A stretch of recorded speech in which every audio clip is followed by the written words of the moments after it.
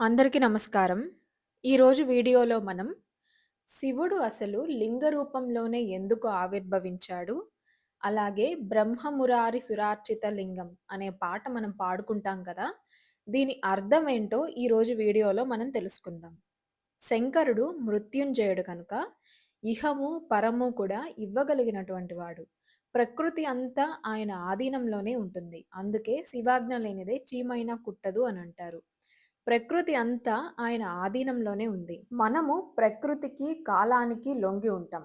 కాలం, ప్రకృతి ఆయనకి లొంగుంటుంది కనుక, ప్రకృతిలో, కాలంలో మనకి ఏం కావాలన్నా ఈ 2 ఎవరి ఆధీనంలో ఉన్నాయో వారిని మనం ఆశ్రయించాలి.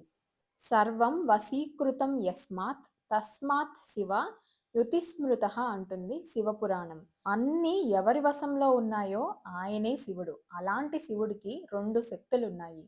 ఆజ్ఞాశక్తి, అనుగ్రహ శక్తి. ఈ 2 శక్తులు అంటే ఆజ్ఞాశక్తి, అనుగ్రహ శక్తి 2 కలిపి ఒకటే పేరు. అదే పరాశక్తి. ఆ పరాశక్తే అమ్మవారు.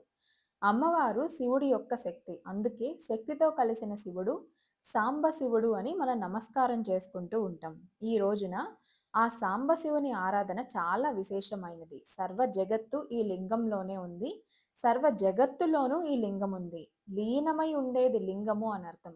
ప్రపంచంలో లీనమై ప్రపంచాన్ని తనలో లీనం చేసుకునే శివతత్వం ఏదైతే ఉందో దాన్నే లింగం అంటారిక్కడ.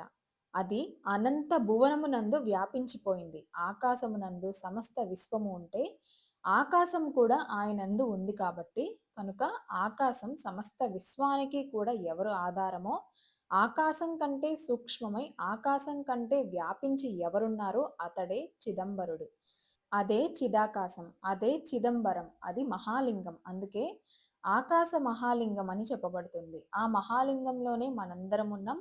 మనందరంలో ఆ లింగ రూపుడున్నాడు. అటువంటి లింగానికి కన్ను, ముక్కు, చెవి ఇలాంటి ఆకారాలు ఏవి ఉండవు. ఆయన సర్వవ్యాపకం, సర్వకారణం. దానికి గుర్తుగానే మనం లింగ ఆరాధన చేసుకుంటూ ఉంటాము. అందుకే లింగం వృత్తాకారం. వృత్తాకారం అనంతత్వానికి సంకేతం.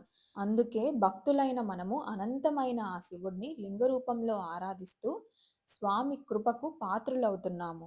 ఆ పరమేశ్వరుడు భక్తులను అనుగ్రహించడానికి అనేక రూపాలు ధరిస్తాడు. అర్ధనారీశ్వర స్వరూపం, నటరాజ స్వరూపం, పార్వతి, గణపతి, కుమారస్వామితో ఉండే పరివారమూర్తి, భిక్షాటనమూర్తి ఇలా అనేక రూపాలు, దక్షిణామూర్తి, ఆదిభైరవమూర్తి అనేక రూపాలు ధరిస్తూ కొన్ని చోట్ల ప్రసన్న రూపంతో, కొన్ని చోట్ల ప్రచండ రూపంతో మనకి దర్శనమిస్తాడు. ఎందుకంటే సృష్టిలో తీవ్రత్వము, సౌమ్యము 2 ఉంటాయి. ఆ తీవ్రమైన శక్తి ఆయనదే, సౌమ్యమైన శక్తి కూడా ఆయనదే. ఈ తీవ్ర సౌమ్య శక్తులనే ఘోర, అఘోర అని కూడా అంటారు.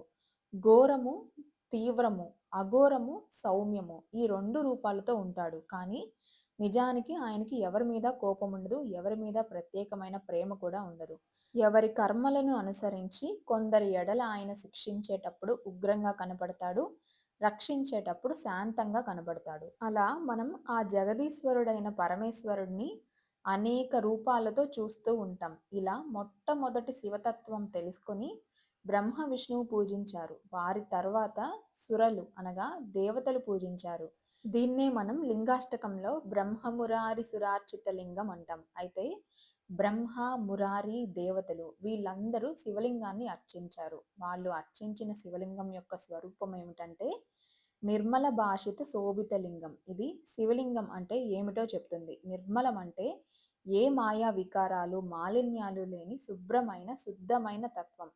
నిర్మల భాసిత అంటే ప్రకాశిస్తున్న అనర్థం. అంటే కేవలం చైతన్యమూర్తి, జ్యోతి స్వరూపుడు. అందుకే భాసిత. మూడవది శోభిత.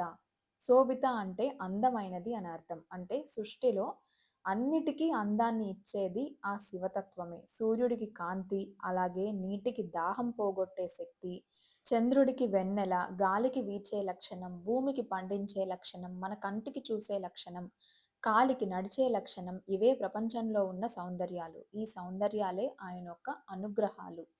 ఇవి ఆయన శక్తి. అదే విధంగా వ్యాపించి ఉంది గనుక, అటువంటి శక్తితో ప్రపంచాన్ని నడిపిస్తున్నాడు గనుక, శోభిత అనే మాట చెప్పారు. నిర్మల భాసిత శోభిత లింగం. అలాంటి శివుడిని ఆశ్రయిస్తే మనకేం లాభం అంటే జన్మజ దుఃఖ వినాశక లింగం. ఈ సంసారంలో జరిగే అన్ని రకాల దుఃఖాల్ని పోగొట్టేటువంటి స్వభావం శివారాధనలో ఉంది. కనుక జన్మజ దుఃఖ వినాశక లింగం తత్ప్రణమామి సదాశివలింగం. తత్ అనే మాటకి అర్థం ఏంటంటే అది అనిర్వచనం, చెప్పలేనిది. ప్రపంచాన్ని ఇది అని చెప్పలేం కాబట్టి ప్రపంచాన్ని నడిపించేది నీకు కనపడదు. దాన్ని అది అనంటాం. కనుకనే వేదమాత గాయత్రి మంత్రంలో తత్సవితువరేణ్యం అనంటాం. మొట్టమొదట తత్ శబ్దాన్ని చెప్పి ఆ తత్ శబ్దము ఆ పరమాత్మనే తెలియజేస్తుంది. అటువంటి తత్ శబ్ద స్వరూపుడైన శివలింగానికి ప్రణమామి, నమస్కరిస్తున్నాము. తత్ప్రణమామి సదాశివలింగం. అది సదాశివలింగం. సదా అంటే ఎల్లప్పుడూ అనర్థం. సదాశివలింగం అంటే ఎప్పుడూ శుభాన్నిచ్చేది. ఒకరోజు శుభాన్నిచ్చి ఒకరోజు అశుభాన్నిచ్చేది కాదు.